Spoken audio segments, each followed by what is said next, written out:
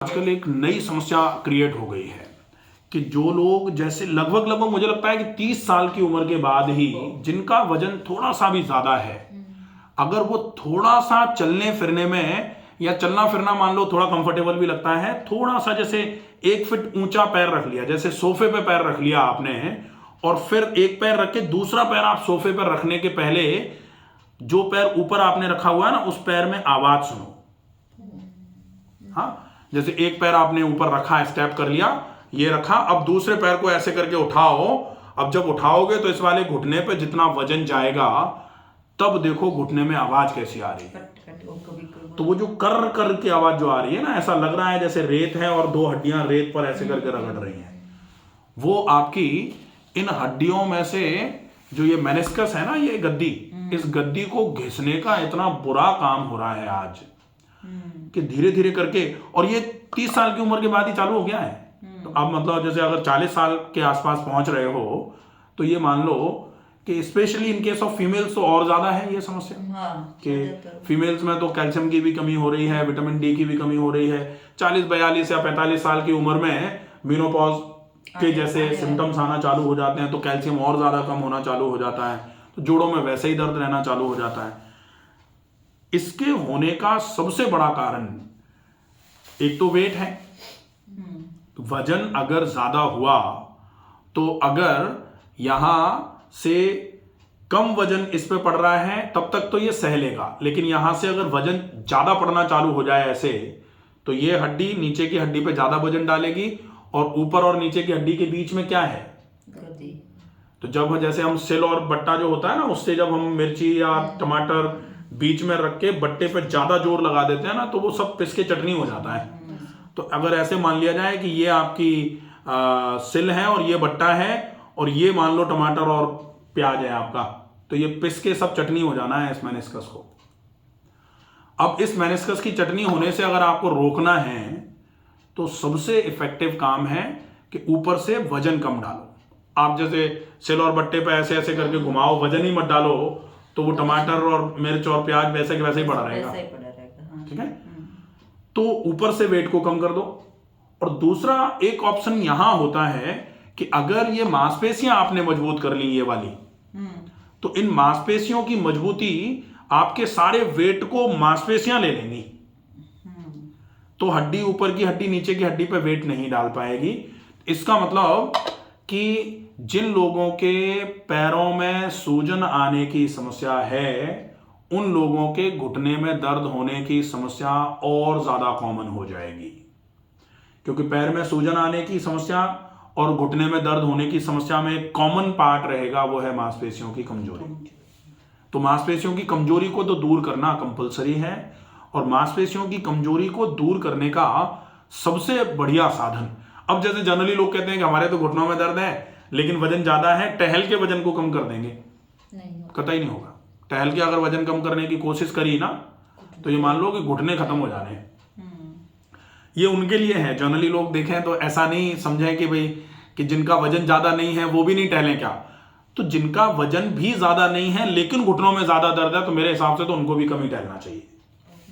हाँ, पैरों की मांसपेशियों की ताकत बढ़ानी है तो मसल स्ट्रेंथनिंग के लिए कई एक्सरसाइजेज हैं, लेग स्ट्रेंथनिंग एक्सरसाइजेज हैं, फ्लोर एक्सरसाइजेज होती हैं, सीधे लेट के कर लो, आप पैर को सामने फैला के पंजों की ये वाली एक्सरसाइज कर लो, सीधे लेट करके पैर उठा करके आप पंजे की ये वाली एक्सरसाइज कर लो, तो ये भी अच्छी है। काफी अच्छे एक्सरसाइजेज हैं पैर की मांसपेशियों को मजबूत करने के लिए। तो जैसे जैसे आप ग्रेविटी एलिमिनेशन में घुटने पर बिना ज्यादा जोर डाले पैरों की मांसपेशियों की ताकत बढ़ाने का काम करोगे, आपकी यह समस्या खत्म हो जाएगी। अगर नहीं किया अभी, तो ये जरूर मान लो कि कुछ समय के बाद घुटने में दर्द विकट आ जाएगा। और घुटने में दर्द तो आज किसके नहीं है। मुझे लगता है कि 50 साल की उम्र में आते आते महिलाओं में बहुत ही मतलब अनएक्सपेक्टेड कोई होगा, या लगेगा कि भाई अच्छा आपके घुटने में दर्द नहीं है, ये अनएक्सपेक्टेड होगा, एक्सपेक्टेड नहीं है ये। क्योंकि लगभग सबके कैल्शियम की कमी है, लगभग सारे के सारे लोग एक्सरसाइजेस की कमी की वजह से पैरों को कमजोर कर बैठे हैं। तो पैरों की मांसपेशियां कमजोर रहेंगी, वजन थोड़ा सा भी ज्यादा हुआ, ऊपर का वजन नीचे आना चालू हो जाएगा, ऊपर की हड्डी नीचे की हड्डी पे वजन डालेगी, पहले मेनिस्कस में प्रॉब्लम आएगी, डिजेनरेशन होना चालू हो जाएगा, और वो मेनिस्कस में ज़्यादा प्रॉब्लम आते आते पैर के घुटने में सूजन आना चालू हो जाएगी। फिर चलने फिरने में थोड़ा दर्द होगा, पहले सीढ़ी चढ़ने में सीढ़ी उतरने में होगा, उसके बाद चलने फिरने में होगा।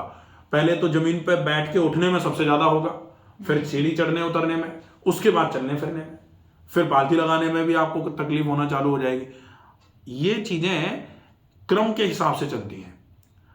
तो अगर ये शुरुआत हो गई है तो शुरुआत को ही ब्लॉक कर दिया जाए ताकि ये आगे ना बढ़ने पाए, इसका विशेष ध्यान रखना पड़ेगा। और पैरों की मांसपेशियों को मजबूत करने के लिए in case of knee pains, इसके लिए हमने पूरा एक 11 एक्सरसाइजेस का सेट बना रखा है। तो knee pain exercises by doctor Ramakant Sharma, ये आप सर्च करोगे, आपको पूरे 11 एक्सरसाइजेस अच्छे तरीके से करा के सिखाई गई हैं। तो उनको सीख लीजिए और रेगुलर उनका रूटीन फॉलो करिए।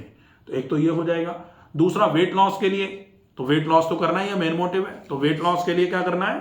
ज़्यादा सलाद खाओ, ज़्यादा सब्जियां खाओ, फल की क्वांटिटी ज़्यादा खाओ, दूध से बनी मिठाइयाँ बंद कर दो, चिकनाइयाँ बंद कर दो, ओवर फ्राइड आइटम्स जो हैं वो बंद कर दो, लेट नाइट डिनर्स जो हैं उनको जितना कम कर दिया जाए उतना अच्छा है। कोशिश करो डिनर जो है वो 7 बजे के आसपास हो जाया करे। पूरे दिन में ज़्यादा से ज़्यादा मात्रा में पानी पीना चालू कर दो। सवेरे और शाम को वो एक्सरसाइजेस करना चालू कर दो जिनकी वजह से आपके पैरों पे जोर तो नहीं जाए लेकिन पैरों की मांसपेशियां मजबूत हो जाए, तो वो बहुत बढ़िया रहेगा। इसके साथ में अब आता है कि घुटनों में दर्द आ गया तो घुटनों के लिए कोई स्पेसिफिक इलाज है क्या? तो डेफिनेटली घुटनों के लिए कुछ ऐसे स्पेसिफिक इलाज हैं जिनका अगर अभी से हम फॉलो अप करना चालू कर देंगे तो समस्या खत्म हो जाएगी। कौन से हैं? सबसे बढ़िया इलाज, घुटनों पर हल्दी गुड़ मेथी की पुलटेस। ठीक है, जैसे आपने यहां देखा होगा, अपन घुटनों पर हल्दी गुड़ मेथी, थोड़ा सरसों का तेल, थोड़ा सा पानी डाल करके कढ़ाई में उसको पुलटिस का रूप दे देते हैं, खिचड़ी जैसा कर लेते हैं। और फिर जब वो गरम गरम एक कपड़े पे फैला करके और उस कपड़े पर फैला के फिर घुटने की पहले सिकाई करते हैं और उसके बाद वो हल्दी गुड़ मेथी वाला एरिया जो है वो घुटने पर लगा करके और ऊपर से पहले सूती कपड़ा और ऊपर से ऊनी कपड़ा बांध करके छोड़ दिया जाता है। ये जो है ये सिकाई है। एक चीज का ध्यान रखना पड़ेगा कि अगर आजकल में ही घुटने में दर्द आया है और सूजन आई है तब फिर घुटने पर गर्म सेक नहीं किया जाना चाहिए, क्योंकि एक्यूट अर्थराइटिस में अगर गर्म करते हो तो सूजन बढ़ जाती है। तो ये क्रोनिक अर्थराइटिस का इलाज है। एक्यूट अर्थराइटिस कहीं भी होती है या एक्यूट पेन से या एक्यूट इन्फ्लेमेशन में स्वेलिंग आती है, उस केस में आपको क्या करना पड़ता है? बर्फ की सिकाई करवाते हैं, आइस पैक करवाते हैं। इसके अलावा अगर सूजन ज्यादा है, घुटने के चारों तरफ मांसपेशियां बहुत कमजोर हैं, ऐसे केस में आप गर्म ठंडा सेक कर सकते हो। तो पैर पर, घुटने के ऊपर और घुटने के नीचे वाले हिस्से पर चारों तरफ गर्म ठंडा सेक किया जा सकता है। गर्म ठंडा सेक मतलब गर्म पानी की थैली और ठंडे पानी के गीले कपड़े से, बहुत इफेक्टिव है, बहुत बढ़िया रहता है। इस सेक को अगर रेगुलर किया जाएगा तो भी अच्छा है। इसको भी आप दिन में एक बार, अगर संभव हो जाए तो 2 बार कर सकते हो। जमीन पे बैठना, सीढ़ी चढ़ना, पालथी लगाना और ज्यादा देर के लिए चलना, इसको अवॉइड करना चालू कर दिया जाए ताकि ये फर्दर ना बढ़ जाए आगे की तरफ। अगर इतना ध्यान रख लेंगे तो ये घुटने की समस्या धीरे धीरे करके खत्म होना चालू हो जाएगी, कोई दिक्कत नहीं है। ठीक है।